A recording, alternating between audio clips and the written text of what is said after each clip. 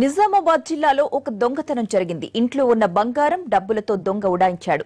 పోలీసులకు ఫిర్యాదు ఇవ్వడం, వాళ్లొచ్చి దర్యాప్తు మొదలు పెట్టడం రొటీన్ గా జరిగిపోయాయి. అయితే ఈ దొంగతనంలో ఇంట్రెస్టింగ్ పాయింట్ ఒకటి ఉంది. ఇంట్లో చొరబడ్డామా, దోచుకున్నామా, పారిపోయామా అన్నట్లు కాకుండా కాస్త వెరైటీగా ఆలోచించాడు దొంగ. బంగారు పోతే ఇంట్లో ఆడవాళ్లు లబోదిబోమంటారు కదా, అందుకే ఓ సందేశం రాసి ఇంట్లో పెట్టి మరీ వెళ్లాడు. మీ బంగారం ఎత్తుకుపోయారని బాధపడకండి, దేవుడు మీకు ఇంకా ఇస్తాడు, చూస్తూ ఉండండి అంటూ లెటర్ రాసి మరీ వెళ్లాడు. పోలీసులు ఇంటి యజమానులు ఆ లెటర్ చూసి అవాక్కయ్యారు.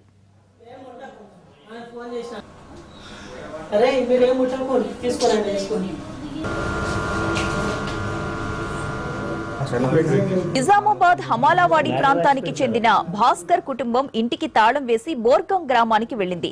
నిన్న మధ్యాహ్నం తిరిగొచ్చేసరికి ఇళ్లంతా గుల్ల చేసి పెట్టేశారు. తాళం పగలగొట్టి దోచుకున్నాడు దొంగ. దొంగతనం జరిగిన తీరును పరిశీలిస్తున్న పోలీసులకి ఒక కాగితం కనిపించింది. అందులోనే ఈ మెసేజ్ రాసి ఉంది. ఇంట్లో ఉన్న డైరీలో నుంచి పేపర్ చించి స్కెచ్ పెన్ తో మెసేజ్ రాసి వెళ్లాడు. ఖచ్చితంగా ఎవరో తెలిసిన వ్యక్తే ఈ పని చేసి ఉంటారని పోలీసులు అనుమానిస్తున్నారు. 10 తులాల బంగారు నగలు, 25,000 రూపాయలు ఎత్తుకుపోయాడు దొంగ.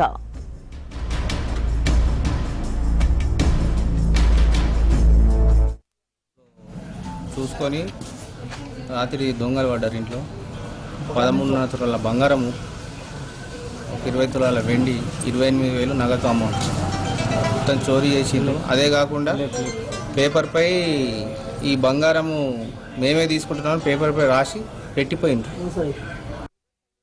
నిద్రకి వెళ్ళడం వల్ల